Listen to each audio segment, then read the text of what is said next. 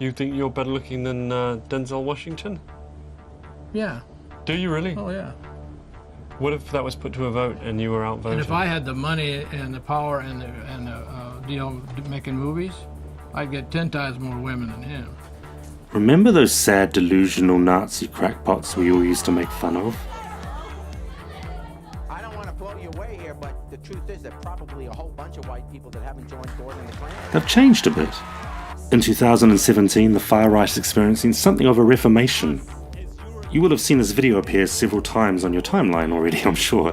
It was at a conference in America hosted by a far-right organisation called the National Policy Institute, which is run by a man called Richard Spencer. Now, there's been much press generated about the alt-right and its emergence, which is a really interesting subject, but I'm drawn to another person who spoke at this conference, this guy. His nom de guerre is Millennial Woes. Now, Millennial Woes runs a moderately successful YouTube channel. Just yesterday, the Scottish Daily Record identified him, and he turned out to be some random guy who lives in central Scotland. In response, he posted a message on his YouTube channel, which is kind of hilarious because it says, "I have never promoted hate and never would." He just thinks that other races are genetically inferior, lack his intelligence, and should be removed from British society. Wait, why is everyone getting so angry?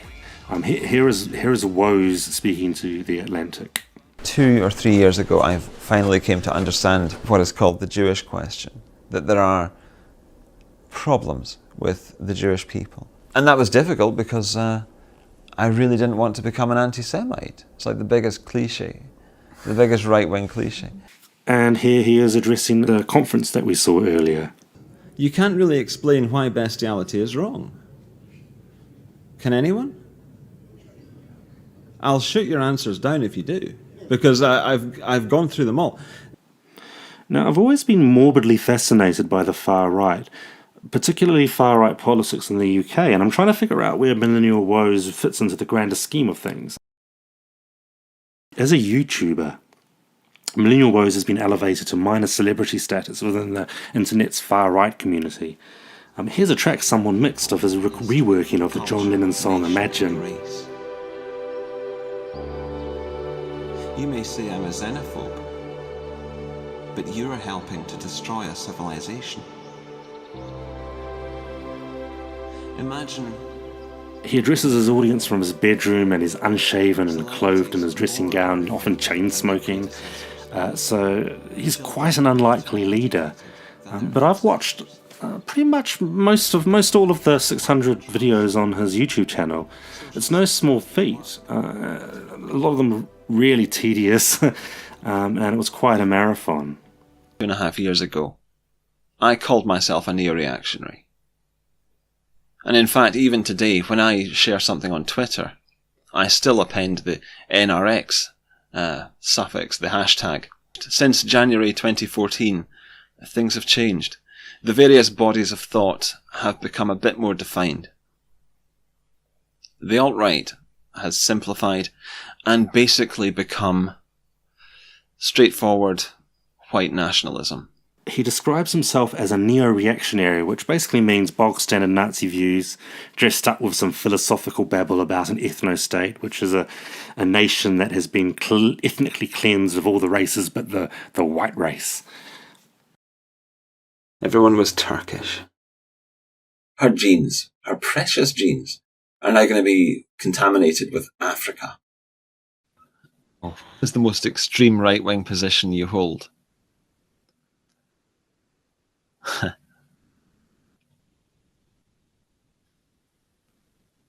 I think I'm pro-slavery.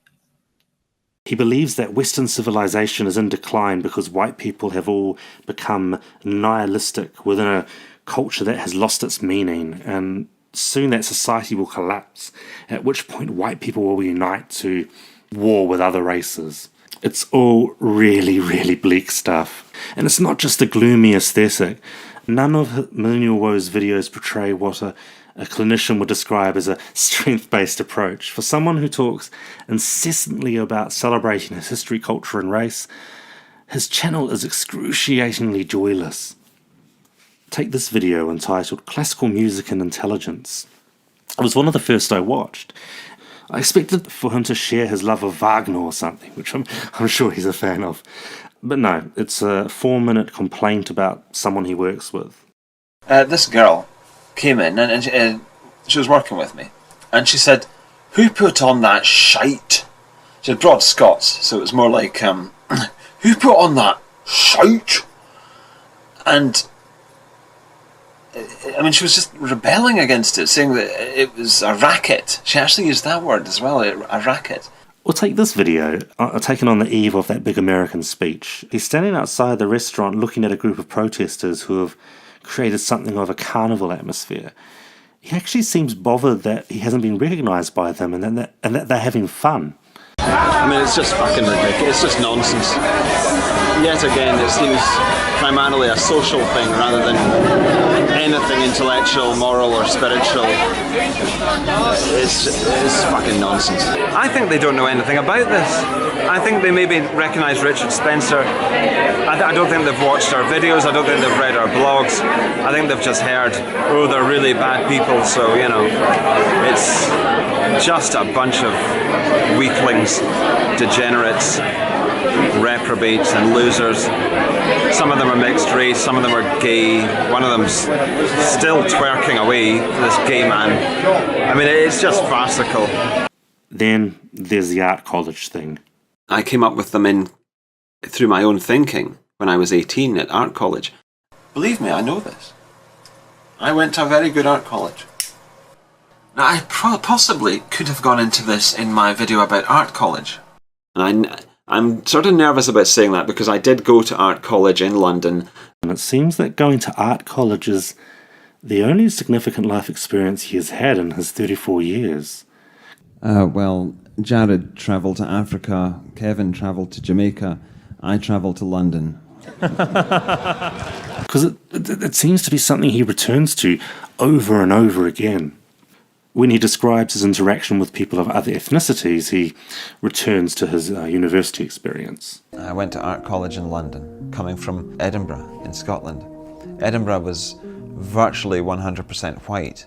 The halls of residence was extremely multiracial and multicultural, and I found that very dizzying and horrible. I didn't like it. I was chatting to the Chinese students and all that, the Japanese, and then this English guy turned up, and the conversation between him and me is immediately so much more natural. I find it all rather sad. London isn't for everyone, it's a big unforgiving place, but it doesn't necessarily crush someone like it apparently did him. This feels like Freudian displacement, like someone who was hurt wants to hurt. There are some parts of his channel where he talks quite frankly about his own clinical depression.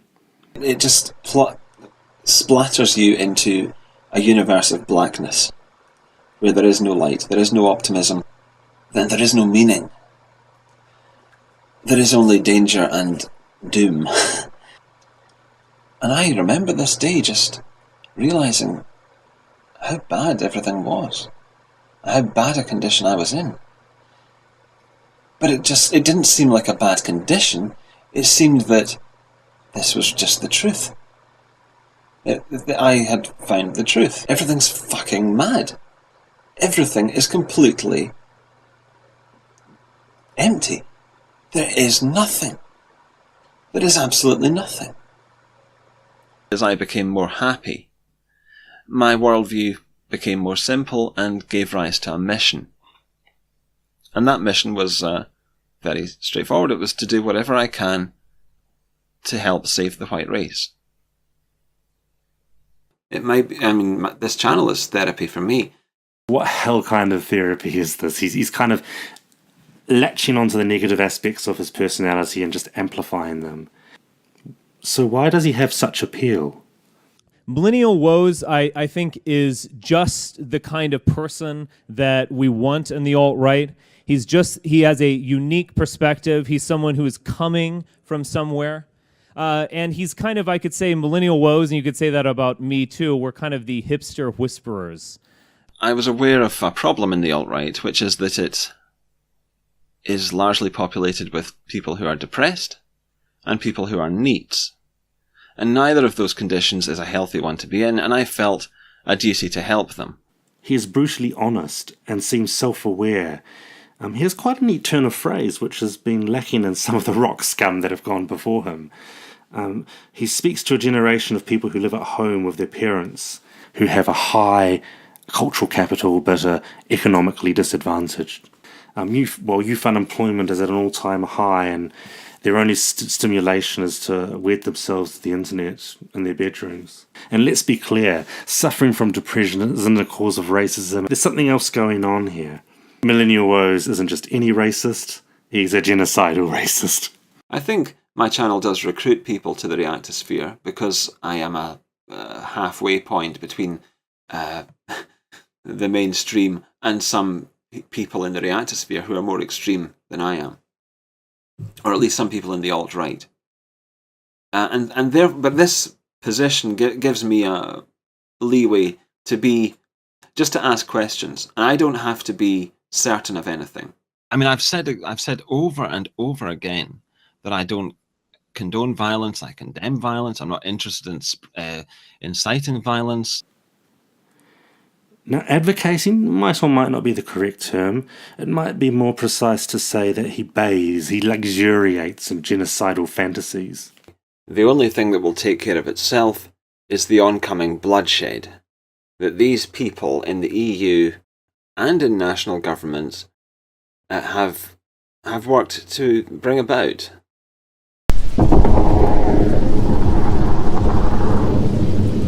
I don't know if there's a gentle or acceptable way to say it, but I wonder if these refugees, vulnerable though they are, should be seen rather as, the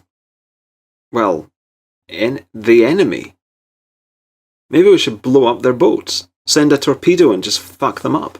You're going to get lots of men, women and children losing arms and legs and then drowning. I mean, it's horrendous. It's the worst death you could have, but I don't know. What's the alternative? So I'm not really despairing. I am despairing because that isn't ever going to be done. They're changing the hate speech laws so that Holocaust denial is illegal, and basically any criticism of the Jews as a group is illegal. Now, I don't have any particular views on the Holocaust as it happens. I actually don't really care one way or the other. It's not an interesting subject to me. But I think it's outrageous that people can't discuss it. He isn't, of course, talking about serious academic debate about the Holocaust, which already occurs, but of whether or not the Holocaust happened. I take no view on European hate speech laws other than to note that teaching the controversy is a well-known tactic amongst young Earth creationists and anyone with Nazi views to try and force their beliefs into mainstream discourse. And it just reflects the kind of crowd he's running with. I mean, either there was or was not an attempt at a final solution of the Jewish question. I could care less. And either that would or would not, we could get to it, be a good thing. But I was just wanting to let you clarify. I set my sights higher. I could care less if it did happen, didn't happen. It's just a historical, it's 50 years ago. Gee whiz, we're almost in the year 2000. When the Nazi salutes went viral at the MPI conference, this became known in far-right circles as Hailgate. Listen to Woes discussing it online with some Dutch comrades. What do you think about that, the whole Hailgate thing?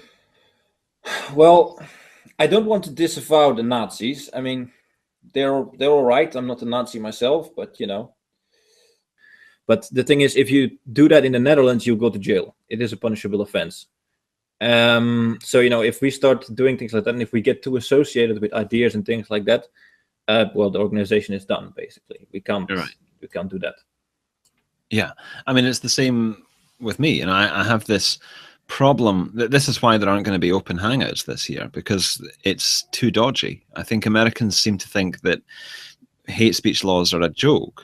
I don't think they really understand that it is actually real. You know, people can go to jail. I think it's important for the sake of each other and maybe ourselves as well, that we don't show that in public, that we don't make a thing out of it. Listen to him talking about Hailgate with one of his YouTube enablers, Sargon of Akkad. I'm really reluctant to call anyone a Nazi. I think that's a pointless label. Yeah, so the thought-terminating cliche. But yeah, I mean, I mean, I'm not surprised that a sensationalist media pick up on that and obsess over it. No, not at all. It's like delivering them a gift almost. Yeah. Imagine how many clicks they got out of that. Yeah, I mean, if I were Richard Spencer, if I were in charge of this, I would say, in future, anyone who does that is just going to be thrown out immediately, because you're being a dick. You're risking terrible PR that we just don't need. I mean, no one needs that. I don't see why you. I mean, and I'm going to have to keep qualifying this. I don't agree with the goals of the ethno-nationalist alt-right, but I don't see why you would necessarily want to mimic the past in that way instead of forging forward with something that might be more relevant to the modern world. I find this to be really mealy-mouthed enablement. This is an ideology you shouldn't just not subscribe to, but confront at every turn. You shouldn't give PR advice and find ways to make genocide more relevant. But for your viewing pleasure, here is some, I guess, quote-unquote, thought-terminating cliche. There's a huge contingent of the Scottish population who will absolutely fucking mow down the Muslims when the time comes. Yeah. And, I don't doubt that for a second. The full context for this particular clip is rather chilling, because in it he actually names names for his list and within the same breath. But I think that we should be taking down names, because after the collapse, I hope that certain people meet their just deserts. I hope that some people are punished, executed, as they should be. The damage that these people are doing to Europe, as I say. One for the firing squad, I think.